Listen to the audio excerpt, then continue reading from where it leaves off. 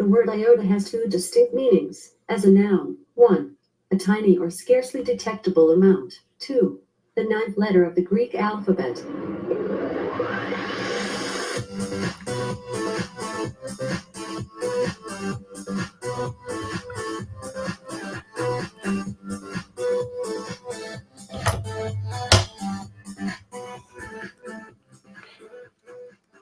Welcome to Iota for Wednesday, July 27th, 2016. I'm Tony Lynn. Iota is a daily news podcast focused on the Internet of Things industry. This is where I give you a short version of the stories of the day so that you don't have to go read all this stuff. And trust me, there's a lot of it. So let's get right to the stories of the day. Excuse me. Aaron Vaughn of ReadWrite reports that until IoT can overcome 5 major issues, that homeowners will continue to be scared away from IoT in the home. Those 5 issues are: they're afraid of data leaks and hacks, they are afraid of privacy losses, systems are too complicated, devices don't talk to each other, and they don't know the impacts on insurance and property values. I'm not sure I completely agree with this, particularly the first two. Data leaks and hacks and privacy laws. I mean, just look at the number of people who are on Facebook who really don't understand what they're giving up already. I think maybe this is a red herring. I don't really know that people are that concerned about a device in their house. In fact, I'm pretty sure that most people don't even understand that if they have a smart device, that it's actually transmitting data to and from. I think over time they'll get to that.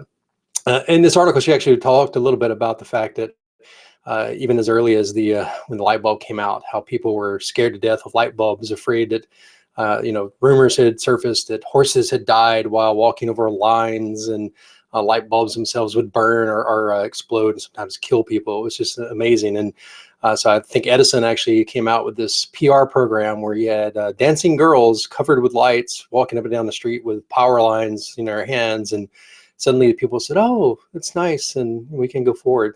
I don't really think that's necessary for IoT. I think IoT, I think technology in general has gotten to the point where in our society we become more and more enamored with it and more trusting of it, sometimes to our detriment. I don't really think that this would necessarily be an issue going forward. I do get that the systems are too complicated. I've been trying to do a smart home here in this house, for as long as I've been here, and it gets easier over time, but it does require someone with a technology understanding in order to actually kind of wire these things together. It really shouldn't be that way. Although in some cases, then I guess it gives people the ability to, have jobs because these things are so complicated. And I really don't know, why a homeowner would worry about how a device in the home would impact the insurance or the property values. I don't know. I have to think about that. Maybe you have an intake on this. What do you think?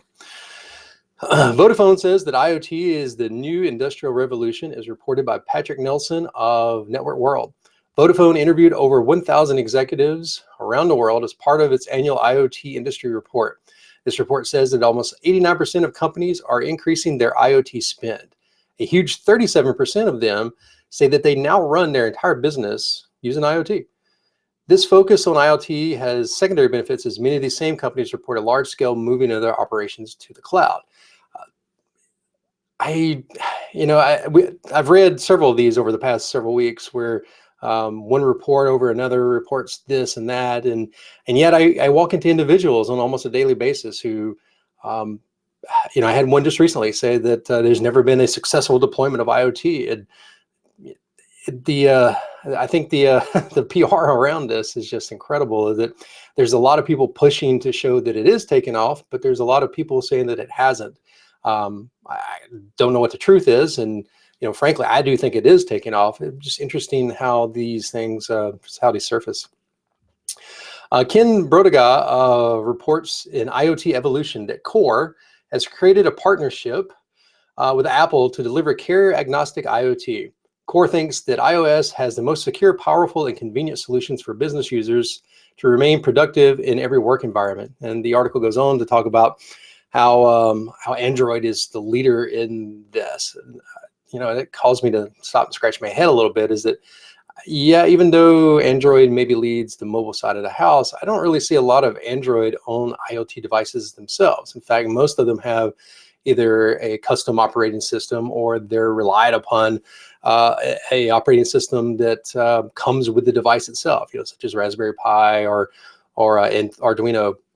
And so, and when they're doing device-specific manufacturing, Android's usually a little bit too heavy for some of these things. So, I'm not really sure why this makes a big deal. It is interesting that maybe this shows that Apple is thinking about this industry a little bit more, and that may be a good thing. Although Apple's very, consumer oriented, and IoT really is, even though there's a lot of consumer-based applications for it, is that it's mostly industrial at this point.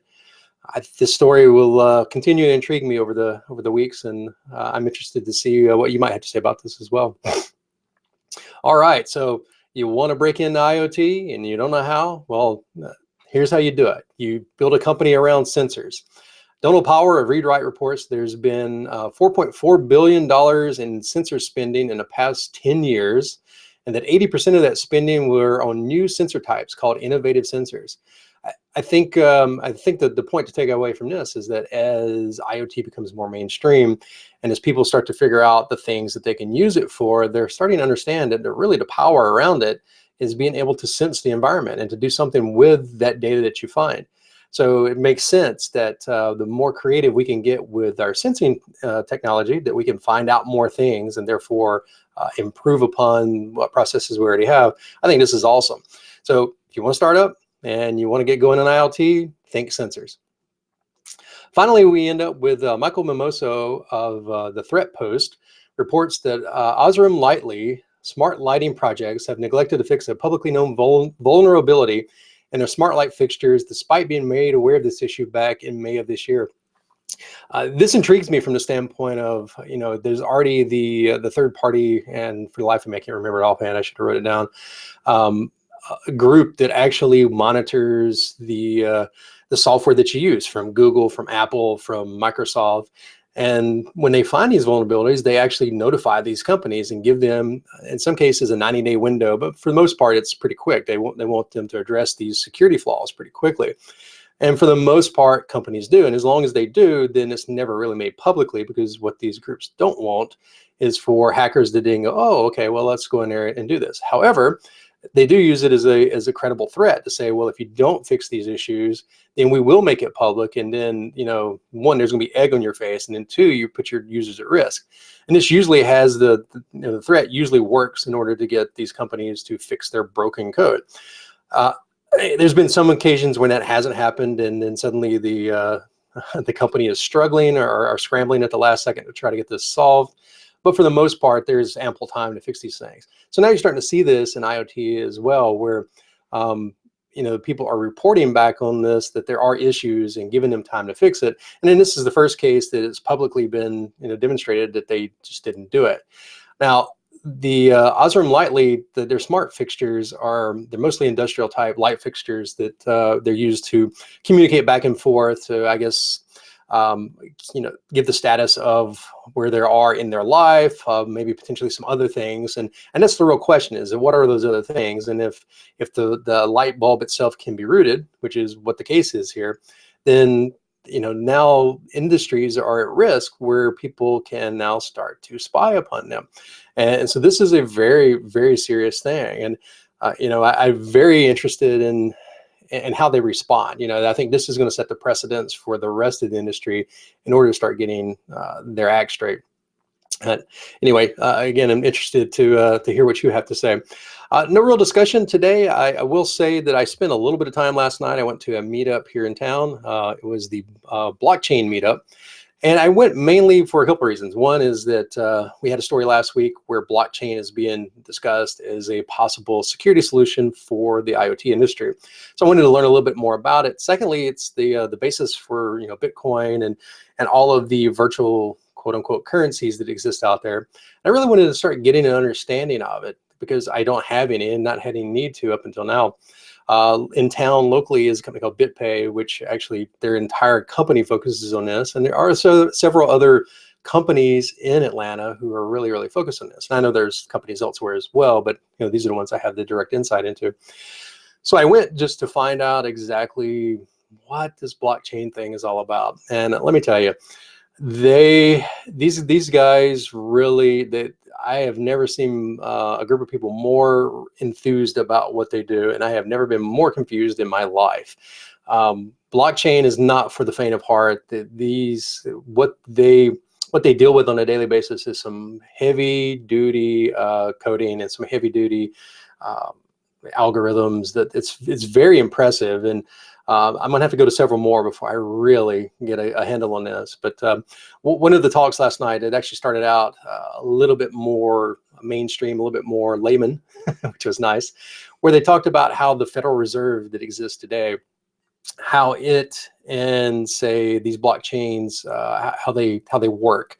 And after seeing that, I think I want to start putting my money in my mattress, because that scared the crap out of me.